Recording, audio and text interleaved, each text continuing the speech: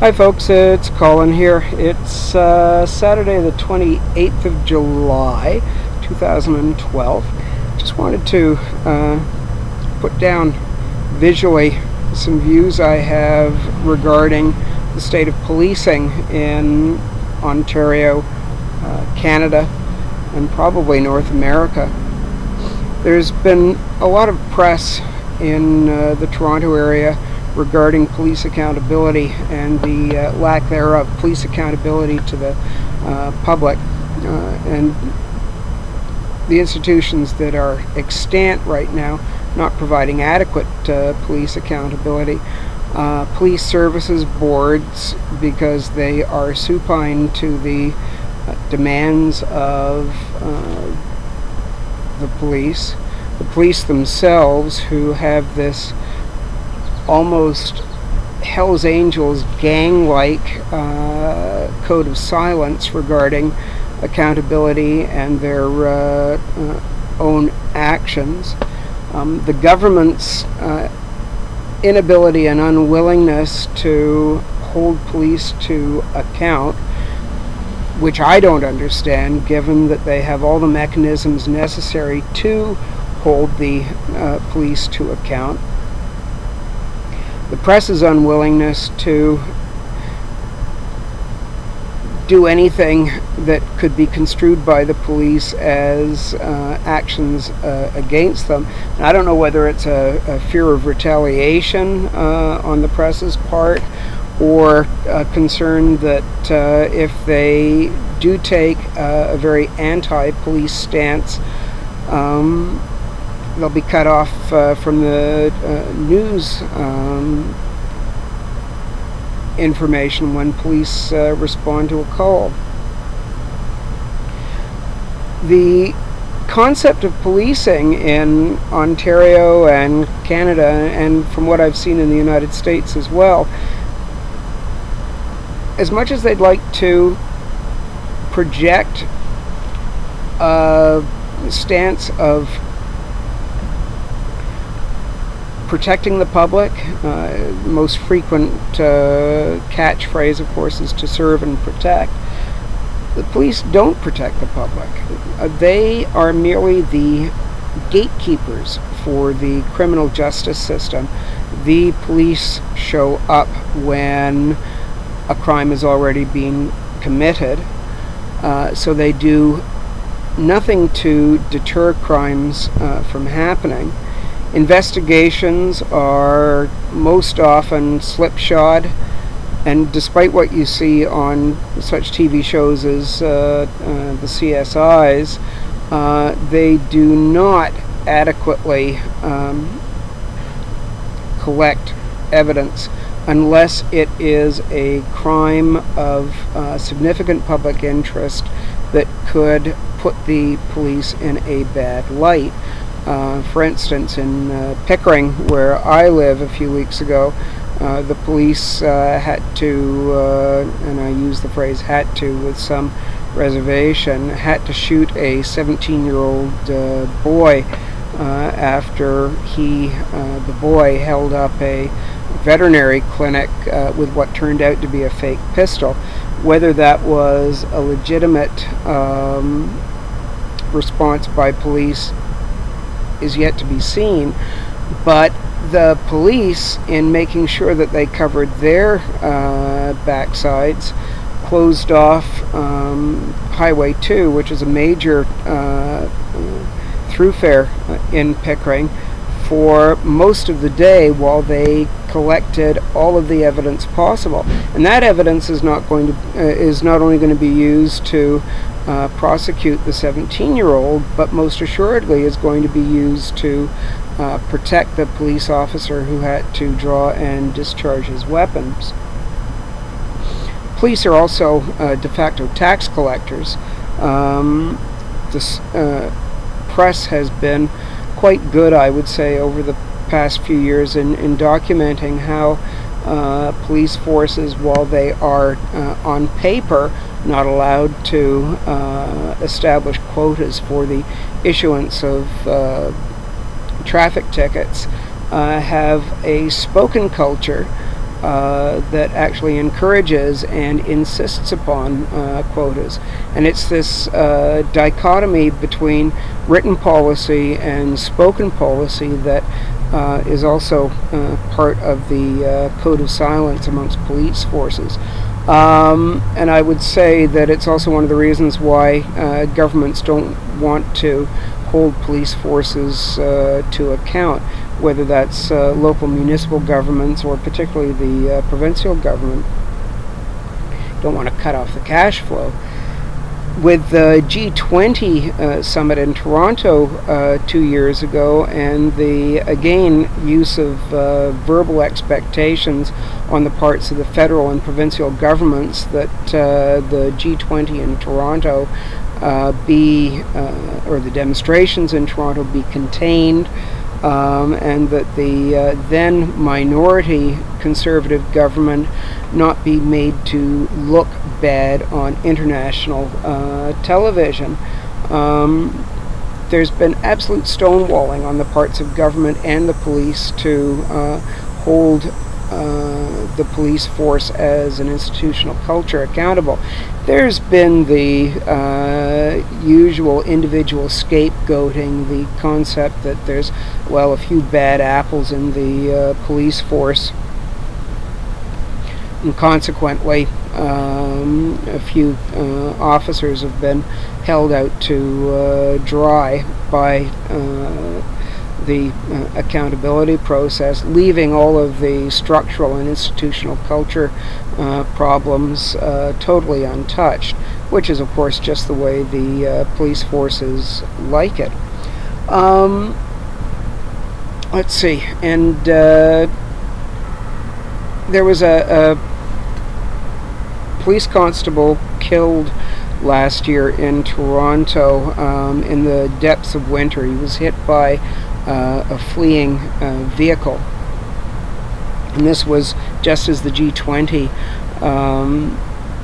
brouhaha was gaining traction in the press, and the Toronto police used this as an opportunity to invite representatives of police forces all over North America to the funeral. It was a massive show of solidarity, and I'm not using the word solidarity in a positive sense, where we had thousands of police marching through the city of Toronto in a massive show of force, and that's the only thing it could be construed as by the public.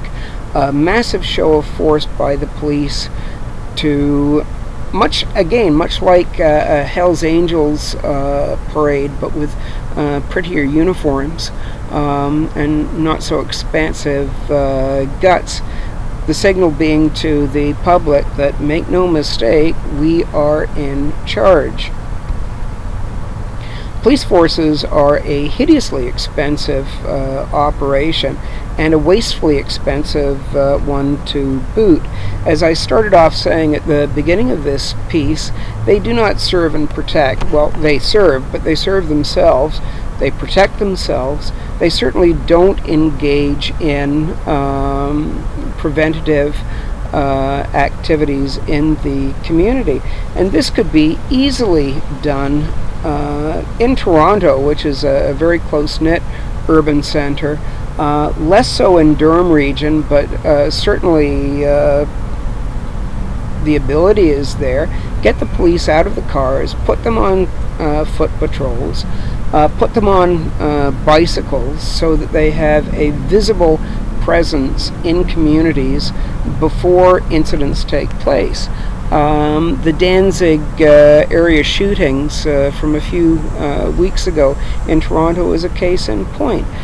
The police know that these are areas, the Malvern area in Toronto, the Jane and Finch area in Toronto, Regent Park. They know that they are areas where there's gang activity, drug-related violence, and they walk hand in hand, and even large block parties could have had a substantial police presence without the police being intrusive or even necessarily impacting the block party, other than being there in the event that there was a violent incident.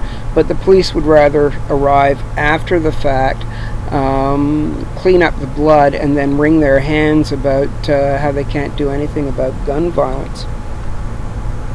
I think the governments, if they were to really investigate the problem, would see that the institutional culture of unaccountability amongst Canadian police forces, combined with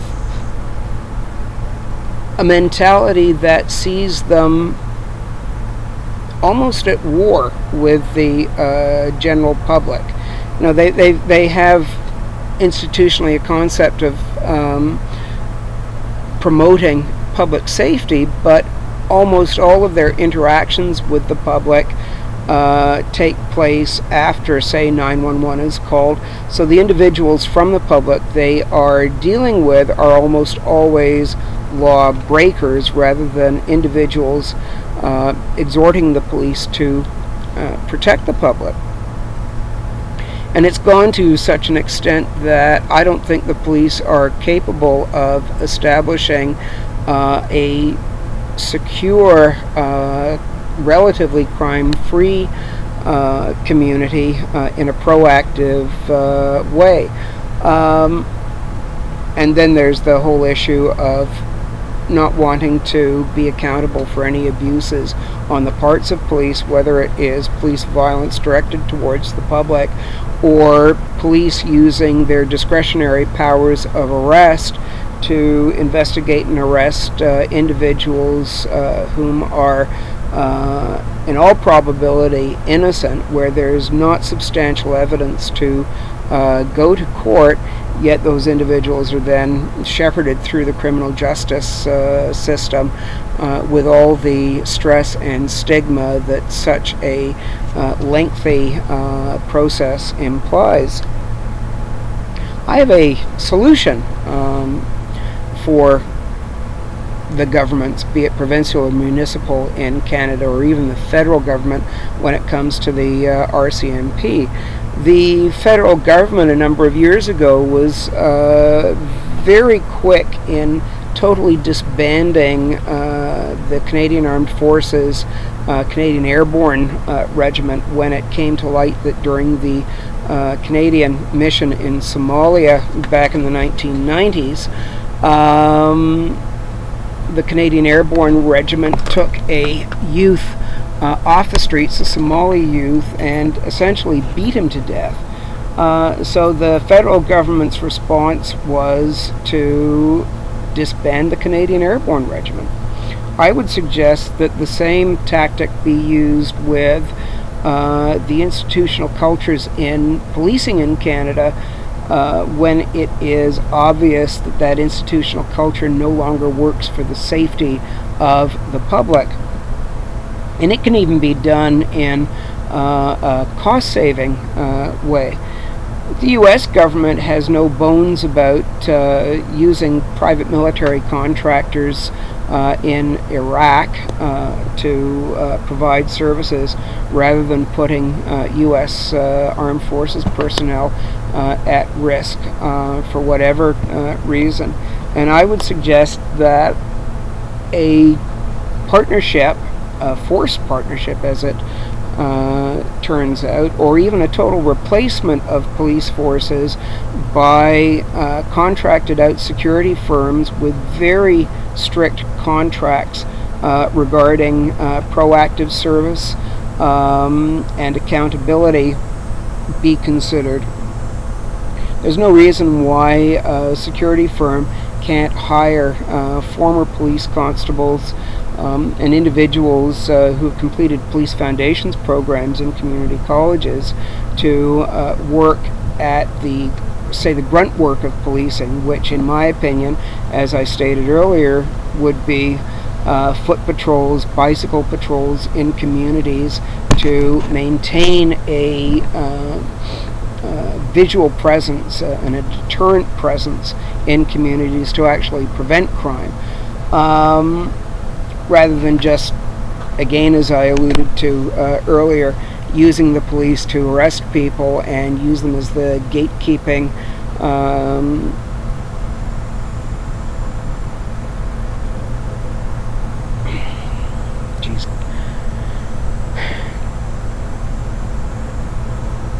as the gatekeepers for the criminal justice system, of which itself is hugely wasteful and ineffective in terms of ameliorating crime.